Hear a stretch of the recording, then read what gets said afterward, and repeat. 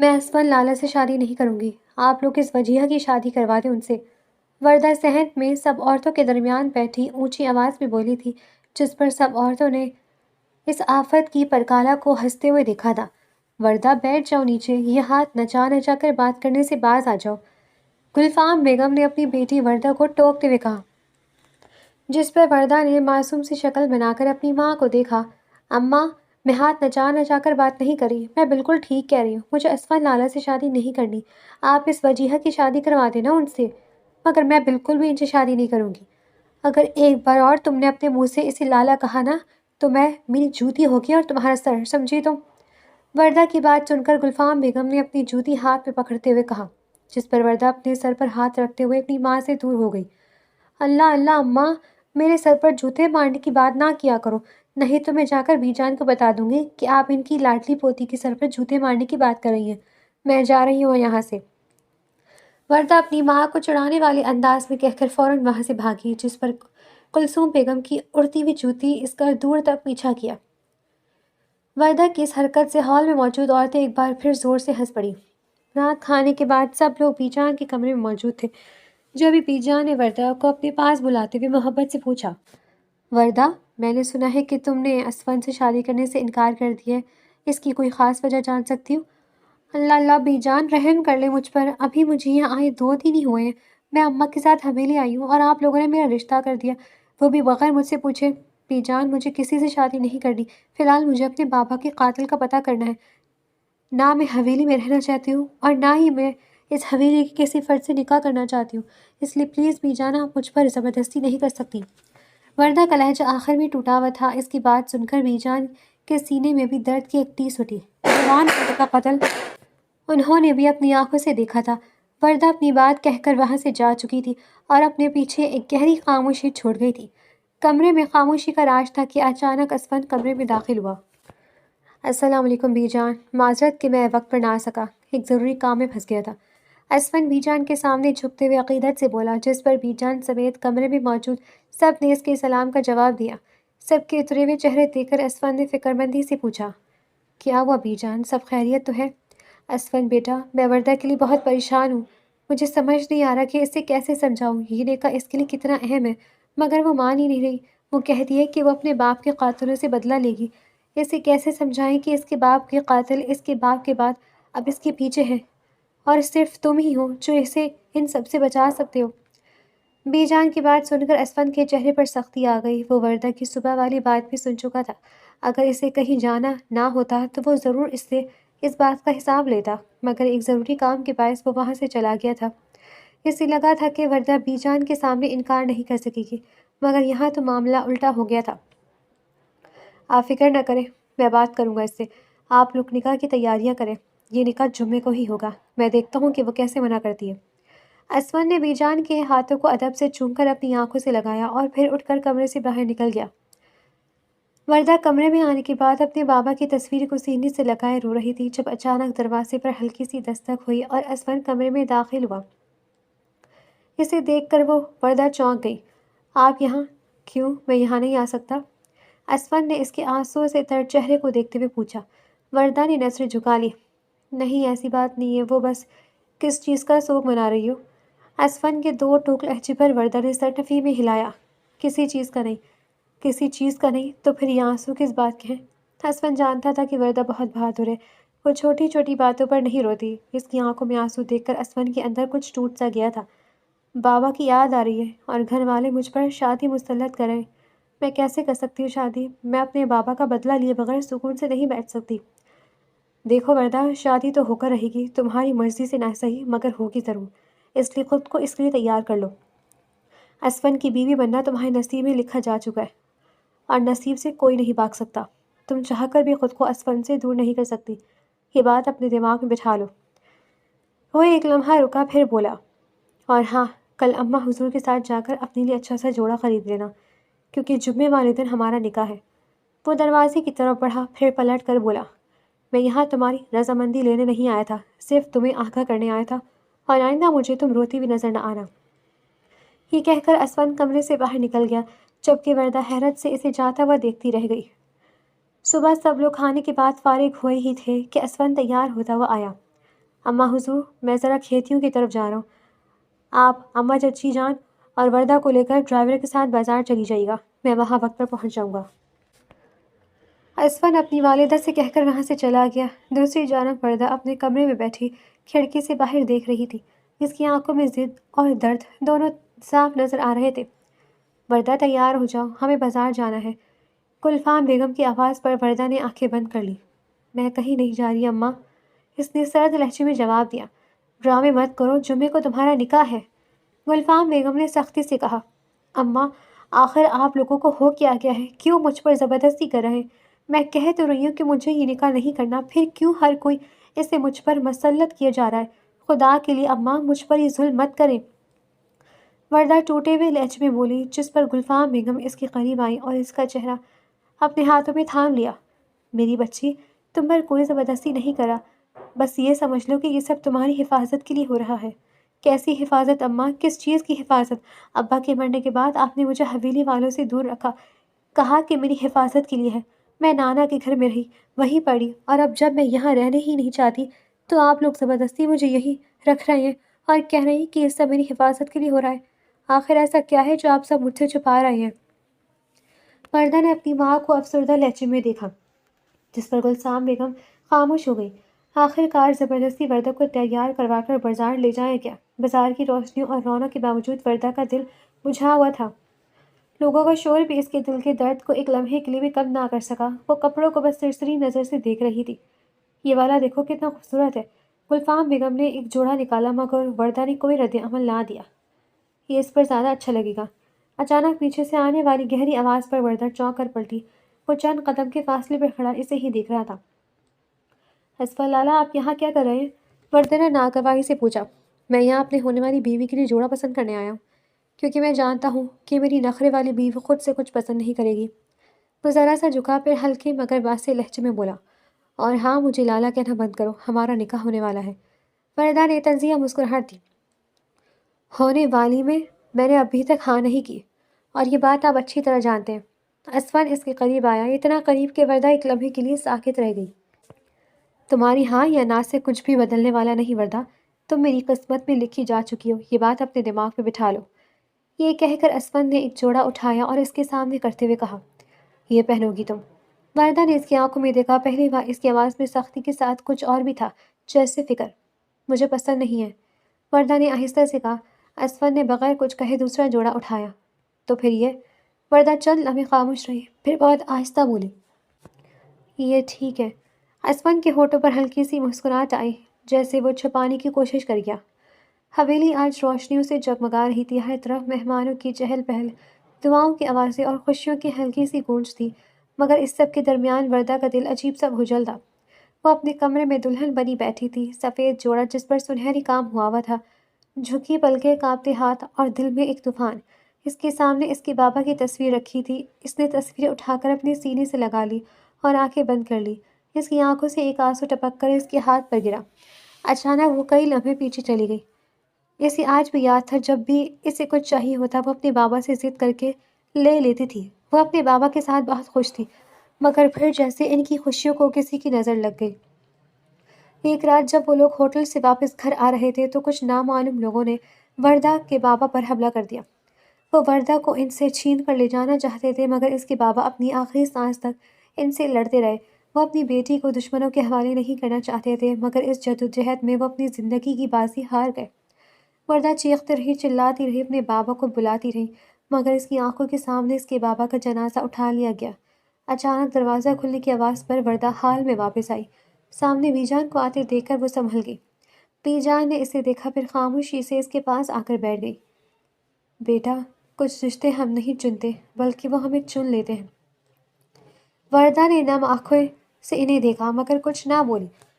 اسفن برا لڑکا نہیں ہے، وہ تمہیں سنبھال لے گا۔ بی جان نے اس کے سر پر ہاتھ پھیرا۔ وردہ نے آہستہ سے نظر جھکا لی۔ مجھے خود کو سنبھالنا آتا ہے بی جان، کسی اور کے سہارے کی عادت نہیں ہے مجھے۔ بی جان نے ایک گہری سانس لی، پھر اٹھ کر باہر چلی گئی۔ وہ جانتی تھی کہ جتنا وہ وردہ کو سمجھانے کی کوشش کرے گی، وردہ اتنے ہی سوال کرے گی۔ کچھ دیر بعد قاضی صاحب کی آواز گونجی، دلہن کو بلایا جائے۔ وردہ کے دل کی دھڑکن تیز ہو گئی، اس کے ہاتھ بے اختیار کانپنے لگے۔ وہ آہستہ آہستہ اپنی سہیلیوں کے ساتھ نکاح کے کمرے تک آئی اور پردے کے پیچھے بیٹھ گئی۔ دوسری طرف اسمن بیٹھا تھا، اسمن شیروانی میں پرسکون مگر آنکھوں میں عجیب سا عزم۔ کیا ہم نکاح شروع کریں؟ قاضی صاحب نے اجازت لیتے ہوئے پوچھا اور جواب میں اسبات میں سر ہلایا گیا۔ بی بی، کیا آپ کو یہ نکاح قبول ہے؟ کمرے میں چند لمحوں کے لیے مکمل خاموشی چھا گئی۔ وردہ کے ذہن میں سب کچھ گھوم گیا، اپنے بابا کی مسکراہٹ، ان کا خون، اپنی قسم اور اسمن کا سخت لہجہ۔ قبول ہے۔ اس کی آواز بہت دھیمی تھی مگر صاف تھی۔ بی بی، کیا آپ کو یہ نکاح قبول ہے؟ قبول ہے۔ تیسری بار وردہ نے آنکھیں بند کر لی، ایک بے اختیار آنسو اس کے گال پر بہہ گیا۔ قبول ہے۔ دوسری طرف اسپن کے ہونٹ ہلکے سے بھینجے، جیسے اس نے کوئی جنگ جیت لی ہو یا شاید ایک بڑی ذمہ داری اپنے سر لے لی ہو۔ مبارک ہو، نکاح مکمل ہوا۔ کمرے میں مبارکباد کی آواز گونج اٹھی۔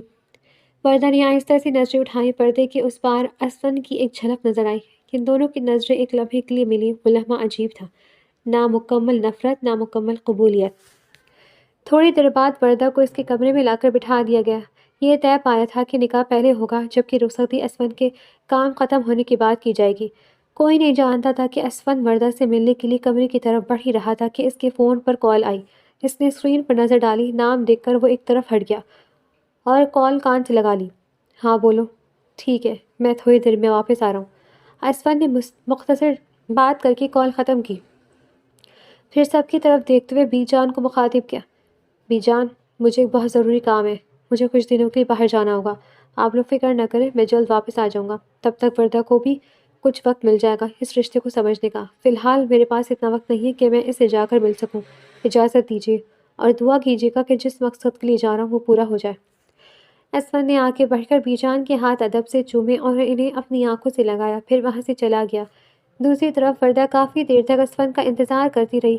دل ہی دل میں وہ یہی دعا کر رہی تھی کہ اسفن اس کے کمرے میں نہ آئے۔ پھر جیسے اس کی دعا قبول ہو گئی، تھوڑی دیر بعد وجیہہ نے آ کر اسے بتایا، اچھا وہ اسفن نہیں آ رہا، وہ کسی ضروری کام سے باہر چلا گیا ہے۔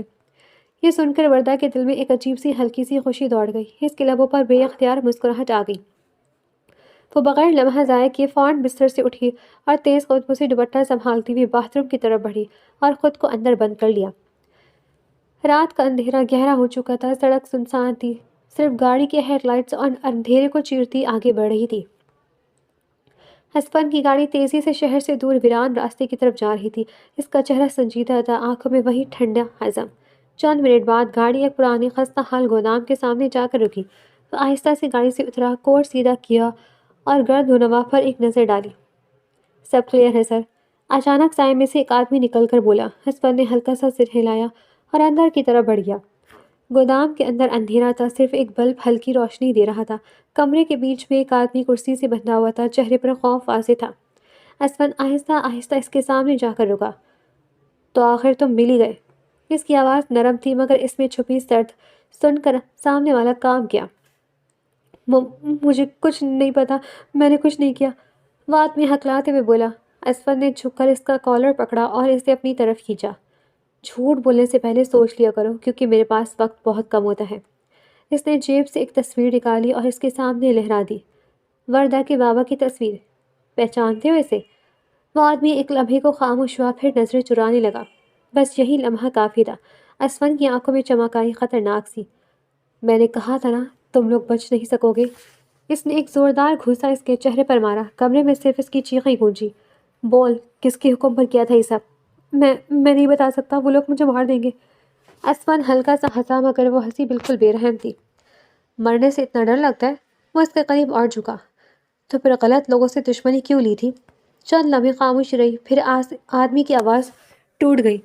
نام نہیں جانتا، بس ایک کوڈ نیم ہے، سایہ۔ ہم سب اسی کے لیے کام کرتے ہیں۔ اسفن کے چہرے پر سختی اور بڑھ گئی۔ اور وہ کہاں ملے گا؟ مجھے نہیں پتا، ہم سب کو الگ الگ ہدایت ملتی ہے۔ اسفن نے اسے چھوڑ دیا اور سیدھا کھڑا ہو گیا۔ کمرے میں خاموشی چھا گئی۔ سر اب کیا کرنا ہے؟ ساتھ کھڑے آدمی نے پوچھا۔ اسفن نے چند لمحے سوچا، پھر سرد لہجے میں بولا، اب کھیل شروع ہوگا۔ وہ مڑا مگر دروازے تک جا کر رک گیا۔ اسے زندہ رکھو، ابھی ہمیں اس کی ضرورت پڑے گی۔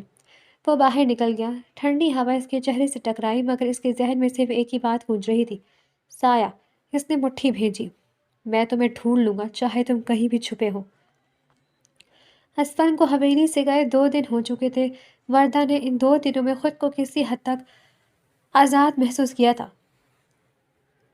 آج بھی کھانے کی میز پر گھر کے افراد کے درمیان ہلکی پھلکی گفتگو جاری تھی کہ اچانک کی بی جان بولی، اسفن کا کچھ پتہ چلا؟ کہاں ہے وہ؟ بی جان کی بات سن کر اسفن کے والد نے جواب دیا، نہیں بی جان، اس کا فون بند ہے، شاید وہ شہر سے باہر کسی علاقے میں ہے، ورنہ اس کا فون بند نہیں ہوتا۔ ٹھیک ہے، اگر کل تک اسفن واپس نہ آیا تو اپنے خاص آدمی سے کہنا کہ اس کا پتہ لگائیں، کہاں ہے وہ، کس کے ساتھ ہے، ہمیں ہر چیز کی خبر چاہیے۔ ویسے ہی ہمارے دشمن جگہ جگہ پھیلے ہوئے ہیں، ہم نہیں چاہتے کہ اسفن کے ساتھ کچھ بھی غلط ہو۔ بی جان نے 2 ٹوک لہجے میں کہا۔ وردہ خاموشی سے ہی سب سنتی رہی۔ کھانا ختم کر کے وہ اپنے کمرے میں آ گئی۔ رات گہری ہو چکی تھی۔ حویلی کے زیادہ تر کمرے خاموشی میں ڈوبے ہوئے تھے، صرف کہیں کہیں مدھم روشنی جل رہی تھی جو اندھیرے کو مکمل ختم نہیں کر پا رہی تھی۔ وردہ اپنے کمرے میں اکیلی بیٹھی تھی۔ نکاح کے بعد اس کا ذہن بری طرح الجھا ہوا تھا، مگر دل کسی حد تک پرسکون تھا کیونکہ اسفن اس کے پاس نہیں تھا۔ وہ آہستہ سے اٹھی اور کھڑکی کے پاس جا کر کھڑی ہو گئی۔ باہر گہرا اندھیرا تھا، صرف چاند کی ہلکی سی روشنی باغ میں پھیلی ہوئی تھی۔ اچانک اسے محسوس ہوا جیسے کوئی اسے دیکھ رہا ہو۔ اس نے فوراً پلٹ کر کمرے میں نظریں دوڑائیں۔ کوئی نہیں تھا۔ وہم ہے، اس نے خود سے کہا، مگر دل ماننے کو تیار نہیں تھا۔ اسی لمحے کھڑکی کے باہر ہلکی سی آہٹ ہوئی۔ وردہ کا دل زور سے دھڑکا۔ کون ہے؟ اس نے ہمت کر کے آواز لگائی۔ کوئی جواب نہ آیا۔ وہ آہستہ آہستہ قدم بڑھاتی ہوئی کھڑکی کے قریب گئی۔ جیسے ہی اس نے پردہ ہٹایا، ایک سیاہ سایہ تیزی سے اندر کودا۔ وردہ چیخ بھی نہ سکی کہ اس کے منہ پر سختی سے ہاتھ رکھ دیا گیا۔ آواز نکالی تو جان سے مار دوں گا۔ آواز سرد اور بے رحم تھی۔ وردہ کی آنکھوں میں خوف پھیل گیا، مگر اگلے ہی لمحے اس کی آنکھوں میں وہی ضد چمک اٹھی۔ اس نے پوری طاقت سے اس آدمی کو دھکا دیا۔ کون ہو تم؟ وہ آدمی چند قدم پیچھے لڑکھڑایا، پھر سیدھا کھڑا ہو گیا۔ سوال کم کیا کرو، زندہ رہو گی۔ اس کے ہاتھ میں چمکتا ہوا خنجر تھا جو اس نے وردہ کی طرف بڑھایا۔ وردہ ایک لمحے کو ساکت ہوئی، مگر فوراً سنبھل کر پیچھے ہٹتی ہوئی میز کے پاس جا کر کھڑی ہوئی۔ کون ہو تم لوگ؟ کیا چاہتے ہو مجھ سے؟ کیوں میرے پیچھے پڑے ہو؟ اس کی آواز میں غصہ اور خوف دونوں شامل تھے۔ وہ آدمی ہنسا، ایک سرد ہنسی۔ میں کون ہوں یہ جاننے کی فکر چھوڑ دو، یہ سوچو کہ میں یہاں کیوں آیا ہوں۔ وہ ایک قدم آگے بڑھا۔ میں تمہیں لینے آیا ہوں وردہ۔ وردہ کی سانس رک گئی۔ برسوں پہلے بھی تمہیں لے جانے آیا تھا، مگر تمہارے باپ نے سب کچھ بگاڑ دیا۔ اس کی آواز میں زہر تھا۔ مگر اب تمہیں لے کر ہی جاؤں گا، چاہے تمہارا شوہر اسفن ہی کیوں نہ آ جائے۔ جیسے تمہارے باپ کو راستے سے ہٹائے، اسے بھی ہٹا دوں گا۔ یہ کہتے ہی وہ اچانک وردہ کی طرف جھپٹا۔ وردہ نے فوراً میز پر رکھا گلدان اٹھایا اور اس کی طرف پھینک دیا۔ گلدان سیدھا اس شخص کے کندھے سے جا ٹکرایا، مگر وہ ذرا بھی نہ رکا۔ وہ تیزی سے آگے بڑھا اور خنجر سیدھا وردہ کی طرف بڑھایا ہی تھا کہ اس کا ہاتھ فضا میں رک گیا۔ یہ اسفن تھا۔ وہ کھڑکی کے راستے کمرے میں داخل ہوا تھا اور عین وقت پر وردہ کو بچا لیا تھا۔ کہا تھا نا وردہ سے دور رہو۔ اسفن کی آواز غصے سے بھری ہوئی تھی۔ مگر تم نے نہیں سنی، اپنی موت کو خود دعوت دی تھی تم نے۔ یہ کہتی اسفن نے اس شخص پر بے رحمی سے وار کرنا شروع کر دیا۔ کمرے میں زبردست ہاتھا پائی شروع ہو گئی۔ شور سن کر حویلی کے باقی افراد بھی وہاں آ پہنچے۔ ٹھک ٹھک ٹھک۔ وردہ، دروازہ کھولو، کیا ہو رہا ہے اندر؟ گلفام بیگم کی گھبرائی ہوئی آواز گونج رہی تھی۔ وردہ ساکت کھڑی اسفن کو لڑتے ہوئے دیکھ رہی تھی۔ اس کے ہاتھ کانپ رہے تھے، سانس بے ترتیب ہو چکی تھی۔ وہ لڑکھڑاتے قدموں سے دروازے کی طرف بڑھی اور دروازہ کھول دیا۔ حویلی کے سب لوگ اندر داخل ہوئے۔ اندر کا منظر دیکھ کر سب کے چہرے سن ہو گئے۔ اسفن غصے میں اس شخص کو دیوار سے دبائے کھڑا تھا۔ اسفن، یہ کیا کر رہے ہو؟ کون ہے یہ؟ کسی نے گھبرا کر کہا، اس سے پہلے کہ اسفن کچھ کہتا۔ وردہ، گلفام بیگم چیخ اٹھی۔ وردہ، ہوش میں آؤ، کیا ہو گیا تمہیں؟ وردہ کی آنکھوں کے سامنے اندھیرا چھا گیا اور وہ بے ہوش ہو کر گر گئی۔ وردہ! اصفہان ایک لمحے کے لیے رک گیا۔ اس کی گرفت ڈھیلی پڑی اور اسی لمحے وہ نقاب پوش شخص موقع کا فائدہ اٹھا کر کھڑکی کے راستے سے بھاگ نکلا، مگر اسفن نے اس کی طرف دیکھنے کی بھی زحمت نہ کی۔ وہ فوراً وردہ کی طرف بھاگا۔ وردہ! اس نے اسے سنبھال کر اپنے بازو میں اٹھایا اور بستر پہ لٹا دیا۔ اس کے چہرے پر ہلکے زخم تھے، بال بکھرے ہوئے تھے، سانس تیز۔ اسفن نے جلدی سے پانی لیا اور اس کے چہرے پر چھینٹے مارے۔ وردہ، آنکھیں کھولو۔ چند لمحوں بعد وردہ نے آہستہ سے آنکھیں کھولی۔ جیسے ہی اسے ہوش آیا، وہ فوراً اٹھ کر اسفن کے سینے سے لگ گئی اور پھوٹ پھوٹ کر رونے لگی۔ اس کا پورا وجود کانپ رہا تھا۔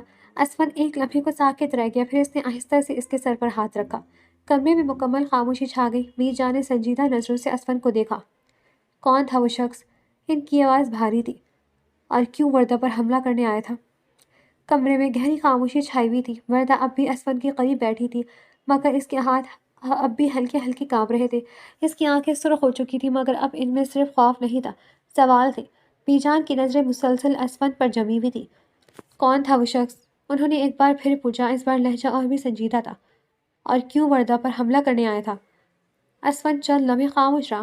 اس کی نظریں وردہ پر پڑی، جب سیدھی اسے دیکھ رہی تھی۔ مجھے سچ چاہیے اسفند۔ وردہ کی آواز کمزور تھی مگر مضبوط تھی۔ اب مزید کچھ مت چھپائیں۔ کمرے میں موجود سب لوگ خاموش ہو گئے۔ اسفند نے ایک گہری سانس لی۔ یہ سب آج کا نہیں ہے۔ اس کے الفاظ آہستہ مگر بھاری تھے۔ یہ سب شروع ہوا تھا برسوں پہلے۔ وردہ کی سانس تھم گئی۔ جس رات تمہارے بابا کا قتل ہوا تھا۔ اسفند کی آواز میں سختی آ گئی۔ وہ کوئی عام حملہ نہیں تھا۔ کمرے میں سناٹا چھا گیا۔ وہ لوگ صرف انہیں مارنے نہیں آئے تھے۔ وہ رکا، پھر سیدھا وردہ کی طرف دیکھ کر بولا، وہ تمہیں لینے آئے تھے۔ وردہ کی آنکھیں پھیل گئی۔ کیا؟ ہاں، اسفند نے مٹھی بھیج لی۔ تم ان کا اصل نشانہ تھی۔ تمہارے بابا نے تمہیں بچانے کے لیے اپنی جان دے دی تھی۔ وردہ کے ذہن میں جیسے سب کچھ گھوم گیا۔ وہ رات، وہ چیخیں، وہ خون۔ اس کی سانس بے ترتیب ہو گئی۔ مگر کیوں؟ اسفند نے مشکل پوچھا۔ اسفند کی آنکھوں میں ایک لمحے کے لیے الجھن سی ابھری۔ یہ وہ سوال ہے جس کا جواب میں بھی نہیں جانتا، مگر میں انتظار ضرور جانتا ہوں کہ میں بتاتا ہوں۔ اچانک اسفند کے والد کی آواز گونجی۔ کمرے میں موجود سب کی نظریں ان کی طرف اٹھ گئی۔ انہوں نے گہری سانس لی، پھر وردہ کی طرف دیکھا۔ دراصل وردہ، تم اپنے باپ کی حقیقی بیٹی نہیں ہو۔ وردہ جیسے ساکت رہ گئی۔ کیا؟ اس کی آواز بمشکل نکلی۔ میں، تمہارے بابا اور ہمارے ایک دوست، ہم تینوں سائنسدان تھے۔ انہوں نے آہستہ آہستہ کہنا شروع کیا۔ ہم نے اپنی لیب میں ایک خاص قسم کی دوا تیار کی تھی۔ وہ رکے، پھر سنجیدگی سے بولے، ایسی دوا جو بوڑھے انسان کو دوبارہ جوان بنا سکتی ہے، بے حد توانائی کے ساتھ۔ کمرے میں مکمل خاموشی چھا گئی۔ مگر اس سے پہلے کہ ہم وہ دوا حکومت کے سامنے پیش کرتے، تمہارے دشمنوں کو اس کا پتہ چل گیا۔ ان کی آواز باہر آئی ہوئی ہو گئی۔ انہوں نے ہمارے اس دوست پر حملہ کر دیا۔ وردہ کی سانس رک گئی۔ وہی دوست تمہارا اصل والد تھے۔ آنکھوں میں آنسو لیے وردہ انہیں دیکھتی رہ گئی۔ تم صرف 2 سال کی تھی جب یہ سب ہوا۔ انہوں نے تمہیں ہمارے حوالے کیا اور کہا کہ تمہیں لے کر کہیں دور چلے جائیں۔ ان کی آواز ٹوٹ گئی۔ وہ خود اپنی جان ہار گئے۔ کمرے میں ایک بھوجل خاموشی پھیل گئی۔ مگر جاتے جاتے وہ اس دوا کا فارمولہ ایک خفیہ لاکر میں چھپا گئے۔ انہوں نے وردہ کی طرف دیکھا، جس کا پاسورڈ تمہارے فنگر پرنٹس ہے۔ وردہ کی آنکھیں پھیل گئی۔ یعنی وہ لوگ؟ ہاں، انہوں نے بات کاٹی۔ وہ لوگ اس لاکر تک نہیں پہنچ سکے، مگر تم تک پہنچنا چاہتے ہیں، اس لیے وہ تمہارے پیچھے ہیں۔ انہوں نے نظر جھکا لی۔ اور اسی چکر میں تمہارے بابا کی جان گئی۔ کمرے کا ماحول اور بھی بھاری ہو گیا۔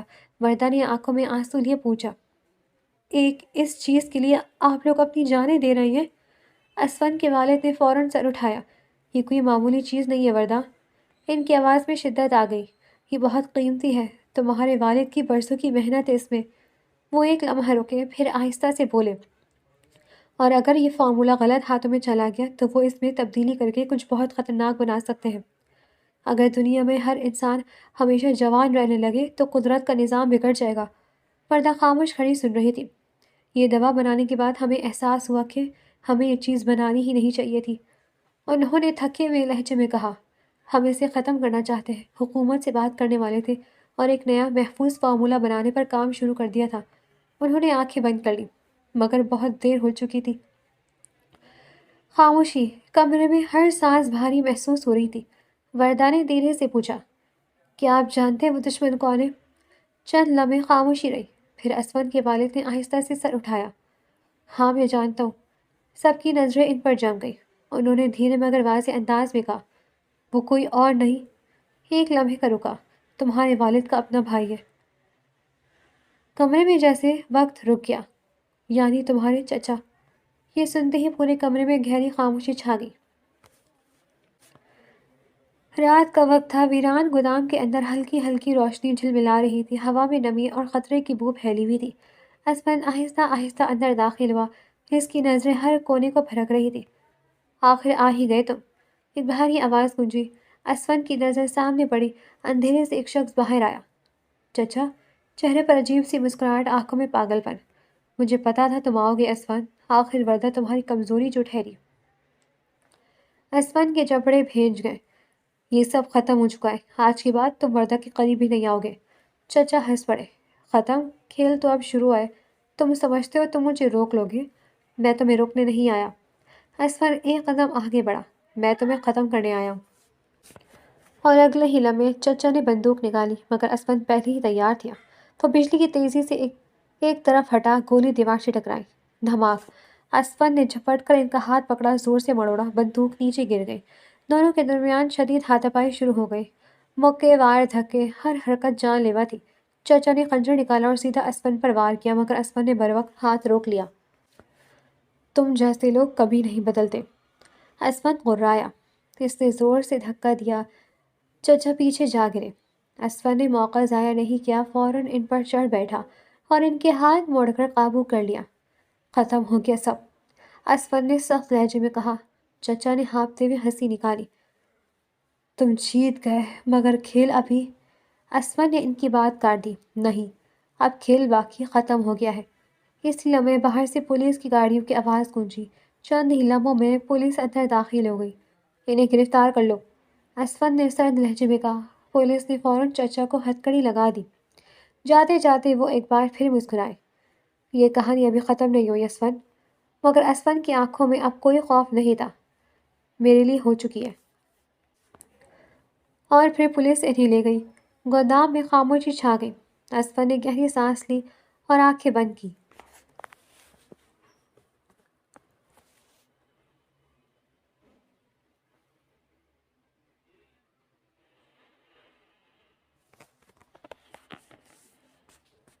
हवेली में ये बात फैल चुकी थी कि जिस खौफ में वो बरसों से जी रहे थे, वो खौफ अब खत्म हो चुका है। असफन ने अपने वालिद की तरफ देखा। बाबा, आप दुश्मन को जानते थे, फिर भी आपने कोई कदम क्यों नहीं उठाया? इनके वालिद ने गहरी सांस ली। डरता था बेटा, अगर हमने कुछ किया होता तो वो और ज़्यादा ख़तरनाक हो जाता। वो बहुत सफाक और चालाक आदमी था, मगर मुझे यकीन था कि वो तुम्हारे हाथों ही ख़त्म होगा। इतने में वर्दा आहिस्ता से इनके करीब आई। इसकी आवाज़ में अजीब सी ठंडक थी। जिस हिफाजत के लिए आपने ये निकाह किया था, वो अब ख़त्म हो चुकी है। सबकी नज़रें इस पर जम गई। आप मुझे तलाक दे दीजिए, मुझे ये निकाह कभी मंजूर नहीं था। यह सुनकर असमत के चेहरे पर गुस्सा साफ जाहिर हो गया। वर्दा, ये क्या बकवास कर रही हो? गुलफाम बेगम फौरन आगे बढ़ी और इसे अपनी तरफ खींचा। वर्दा, होश में आओ। मगर वर्दा ने इनका हाथ हटा दिया। नहीं अम्मा, मुझे ये निकाह कभी मंजूर नहीं था। आप सब ने कहा था कि ये मेरी हिफाजत के लिए। अब जब खतरा ख़त्म हो गया है, तो मैं इनके साथ नहीं रह सकती। असफन की आंखों में गुस्सा चमक उठा था। वो तेज़ी से आगे बढ़ा, इसका बाजू पकड़ा और इसे घसीटता हुआ कमरे में ले गया। दरवाज़ा ज़ोर से बंद हुआ। इसने वर्दा को दीवार के साथ पिन कर दिया। तलाक चाहिए तुम्हें? इसकी आवाज़ में ख़तरनाक ठहराव था।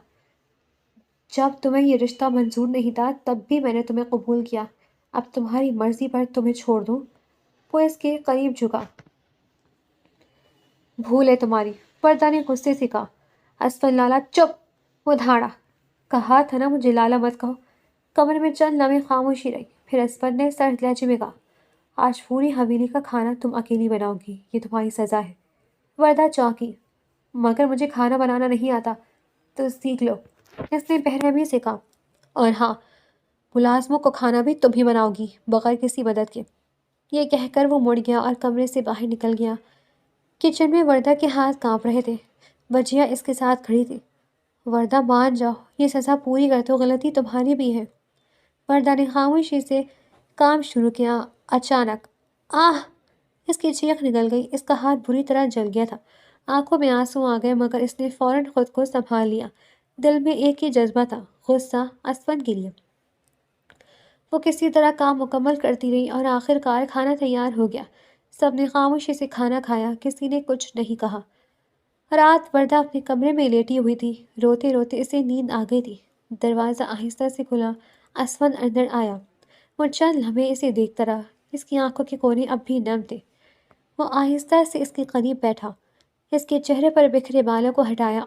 फिर इसकी नज़र इसके जले हुए हाथ पर गई। इसका चेहरा बदल गया। खामोशी से इसने दवा निकाली और आहिस्ता आहिस्ता इसके हाथ पर लगाने लगा। माफ़ कर दो, वो धीरे से बोला, मगर तुम्हें सज़ा देना ज़रूरी था। اس نے اس کے ہاتھ کو نرمی سے تھاما۔ میں تمہیں خود سے دور نہیں کر سکتا وردہ۔ اس کی آواز پہلی بار نرم ہوئی۔ بہت محبت کرتا ہوں تم سے، بے حد۔ وہ جھکا اور اس کے ہاتھ پر ہونٹ رکھے۔ اسود مر جائے گا مگر اپنی وردہ کو خود سے دور نہیں کرے گا۔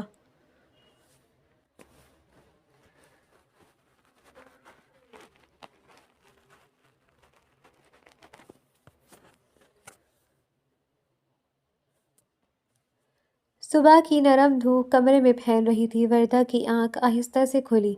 سر بھاری تھا، آنکھیں سوجی ہوئی تھی اور ہاتھ میں ہلکی سی جلن محسوس ہو رہی تھی۔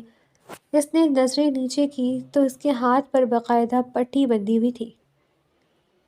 وہ چونک گئی۔ یہ اسے فوراً کل رات کا واقعہ یاد آیا۔ کچن جھگڑا اور پھر وہ رک گئی۔ میں نے تو پٹی نہیں باندھی۔ اس کے دل میں ایک ہلکی سی الجھن ابھری، مگر اگلے ہی لمحے اس نے خود کو سنبھال لیا۔ ہو سکتا ہے وجیہہ نے باندھی ہو۔ وہ بستر سے اٹھی اور باہر نکل گئی۔ ڈرائنگ روم میں سب لوگ موجود تھے، اسفند بھی۔ وہ بالکل پرسکون انداز میں بیٹھا ناشتہ کر رہا تھا، جیسے کچھ ہوا ہی نہ ہو۔ وردہ نے ایک نظر اسے دیکھا، پھر فوراً نظریں ہٹا لی۔ وجیہہ اس کے قریب آئی۔ کیسی ہو؟ ہاتھ ٹھیک ہے؟ وردہ نے فوراً پوچھا۔ کل رات میرے ہاتھ پر پٹی تم نے باندھی تھی؟ وجیہہ نے حیرت سے کہا۔ نہیں تو، میں تو اپنے کمرے میں چلی گئی تھی۔ وردہ ایک لمحے کے لیے ساکت رہ گئی۔ اس کی نظریں خود بخود اسفند کی طرف گئیں۔ اسی لمحے وہ چائے کا کپ اٹھا رہا تھا، مگر اس کے ہونٹوں پر ہلکی سی مسکراہٹ تھی، جیسے اسے سب پتہ ہو۔ وردہ نے فوراً نظریں ہٹا لی۔ اوہ، تو یہ کام ان کا ہے، اس نے دل ہی دل میں کہا۔ ناشتہ ختم ہونے لگا تو اسفند اچانک بولا، وردہ۔ اس کی آواز سن کر سب رک گئے۔ وردہ نے نہ چاہتے ہوئے بھی اس کی طرف دیکھا۔ جیسے ہی وہ لفظ لالا کہنے لگی، اچانک ہی اس کی زبان رک گئی۔ اسفند کے سنجیدہ چہرے کو دیکھ کر وہ سنبھل گئی۔ آج دوپہر کا کھانا بھی تم ہی بناؤ گی؟ اس کی آنکھیں پھیل گئیں۔ کیا؟ جی بالکل، سزا بھی ختم نہیں ہوئی، اسفند نے آرام سے کہا۔ وردہ غصے سے بولی، آپ کو کوئی اور کام نہیں ہے؟ میں نے ایک بار غلطی کی تھی، اس کی سزا آپ نے مجھے رات میں دے دی ہے۔ اب اس کا یہ مطلب نہیں کہ آپ ہر وقت مجھے تنگ کرتے رہیں۔ اسفند کرسی سے ٹیک لگا کر بیٹھ گیا، ہلکی سی مسکراہٹ کے ساتھ بولا، بیوی ہو تو میری حق بنتا ہے میرا تم سے کام لینا۔ یہ سن کر وردہ کا چہرہ سرخ ہو گیا۔ میں آپ کی کوئی نہیں لگتی۔ وہ رکی، دانت بھیجتے ہوئے دوبارہ بولی، سمجھے آپ؟ اسفند آہستہ سے اٹھا اور اس کے قریب آ کر کھڑا ہو گیا۔ اسفند کو اپنے قریب محسوس کر کے وردہ ایک لمحے کو ساکت رہ گئی۔ اسفند اس کی آنکھوں میں دیکھتے ہوئے بولا، اگر یقین نہیں تو نکاح نامہ دیکھ لو، اس میں صاف لکھا ہے کہ تم میری بیوی ہو اور اپنی رضامندی سے اس نکاح کو قبول کر رہی ہو۔ وہ ایک لمحہ رکا، پھر بولا، اور اگر پھر بھی یقین نہ آئے تو یہاں موجود سب سے پوچھ لو، یہ سب بھی نکاح میں موجود تھے۔ وردہ کا دل زور سے دھڑکا، اس نے فوراً نظر جھکا لی۔ اسی لمحے اسفند نے اس کا ہاتھ پکڑ لیا، وہی ہاتھ جو جلا ہوا تھا۔ آہ! وردہ کے لبوں سے ہلکی سی سسکی نکلی۔ اسفند فوراً رک گیا، اس کا چہرہ سنجیدہ ہو گیا۔ ابھی بھی درد ہو رہا ہے؟ وردہ نے فوراً ہاتھ چھڑا لیا۔ آپ کو کیا فرق پڑتا ہے؟ اسفند نے ایک لمحے اسے دیکھا، پھر آہستہ سے بولا، پڑتا ہے۔ ایک لمحہ خاموشی عجیب سی۔ وردہ نے فوراً خود کو سنبھالا۔ میں کھانا نہیں بناؤں گی۔ وہ پلٹ کر جانے لگی، مگر اسفند کی آواز نے اسے روک لیا۔ اگر نہیں بنایا تو شام تک تم بھوکی رہو گی۔ وردہ رک گئی، آہستہ مڑی اور آنکھوں میں غصہ۔ دھمکی دے رہے ہیں آپ مجھے؟ اسفند کے ہونٹوں پر ہلکی سی مسکراہٹ آئی۔ نہیں، عادت ڈال رہا ہوں۔ وردہ نے اسے گھورا، پھر تیزی سے وہاں سے چلی گئی۔ اسفند اسے جاتا ہوا دیکھتا رہا، اس کے ہونٹوں پر ہلکی سی مسکراہٹ تھی۔ بہت تنگ کروں گا تمہیں وردہ، جب تک تم مان نہ جاؤ کہ تم میری ہو۔ کمرے میں موجود باقی سب لوگ خاموشی سے یہ سب دیکھ رہے تھے اور ہلکی ہلکی مسکراہٹیں دبا رہے تھے۔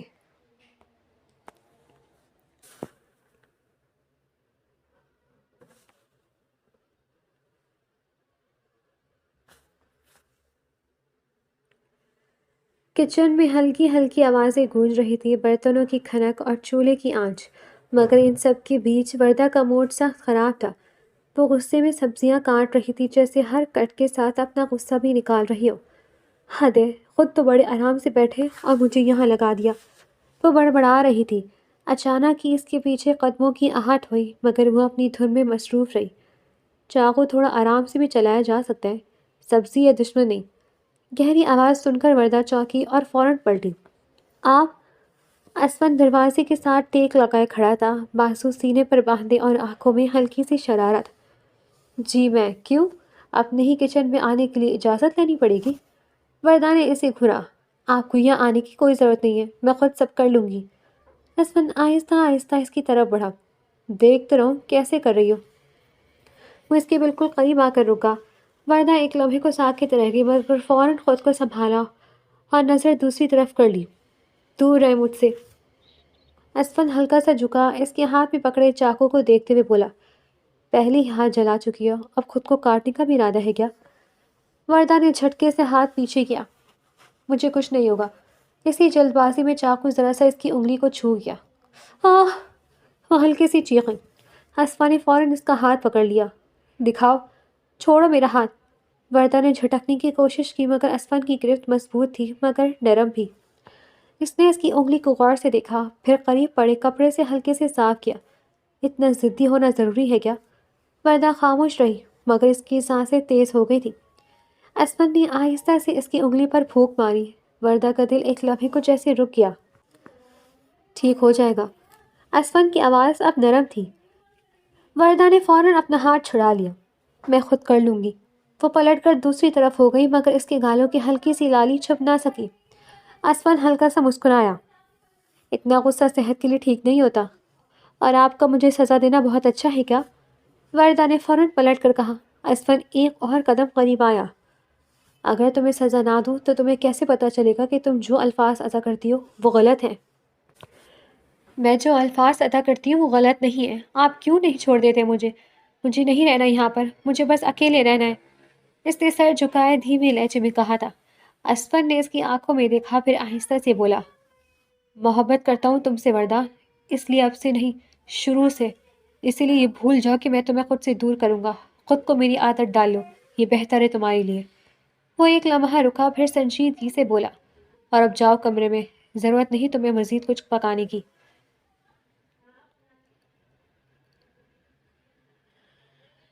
کمرے میں ہلکی سی خاموشی تھی۔ وردہ کھڑکی کے پاس کھڑی باہر اندھیرے کو دیکھ رہی تھی، مگر اس کا دھیان کہیں اور تھا۔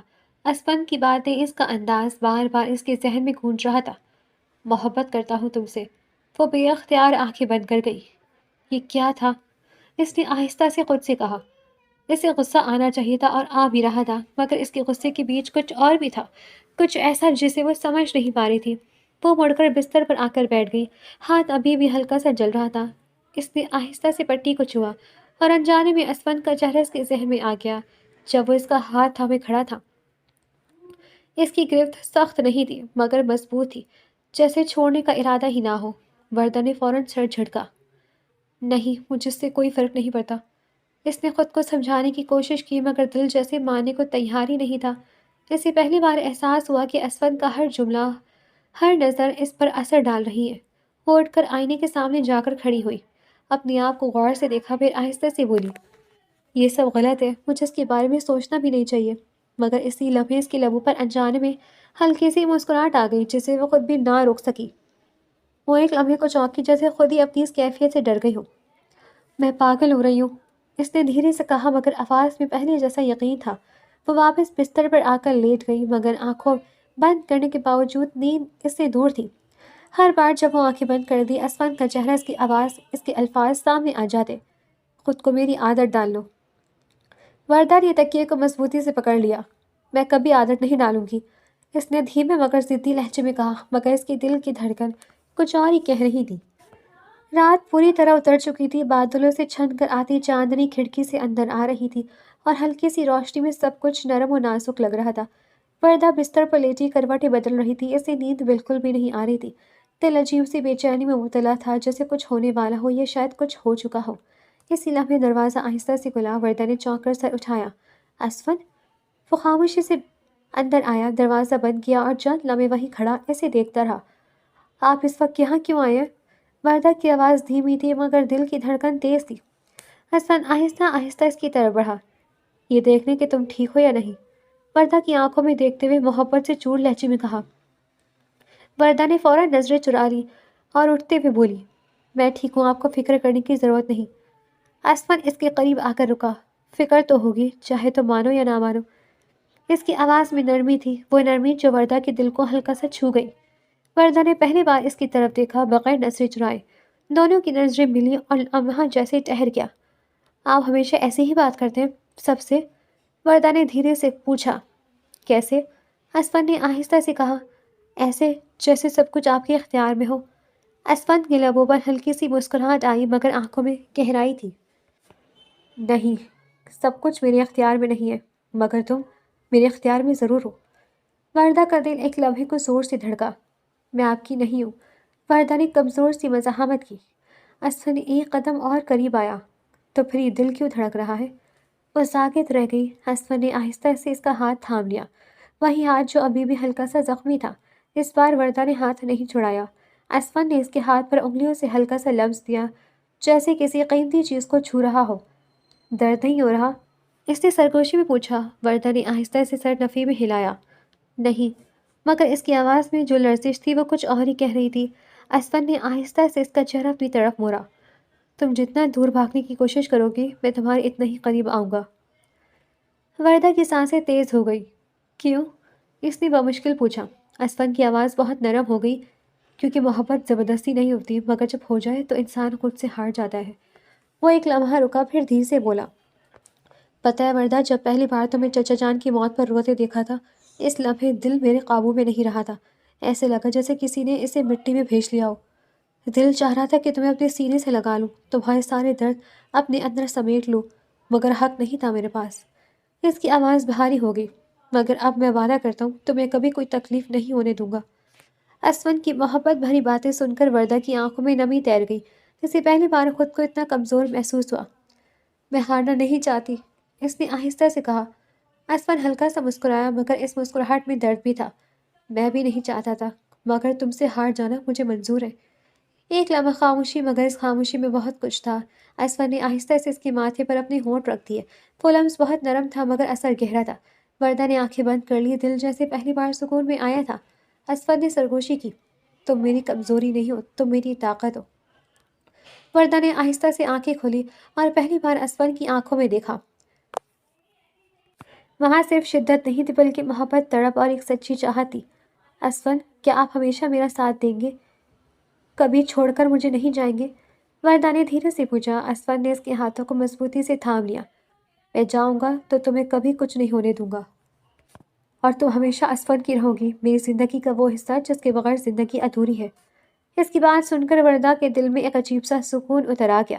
وردہ نے آہستہ سے سر اسفن کے سینے پر رکھ دیا۔ اس کی دھڑکنیں سن کر اس کا دل آہستہ آہستہ پرسکون ہونے لگا، اور شاید پہلی بار اس نے مان لیا تھا کہ وہ ہار چکی ہے اسفن کی محبت کے آگے۔ اسفن نے بھی اس کی آنکھوں میں موجود وہ بدلتا ہوا احساس دیکھ لیا تھا اور سمجھ گیا تھا کہ وردہ نے اسے دل سے قبول کر لیا ہے، اور اسی لمحے دو دلوں کے درمیان سب کچھ بدل چکا تھا، ہمیشہ کے لیے۔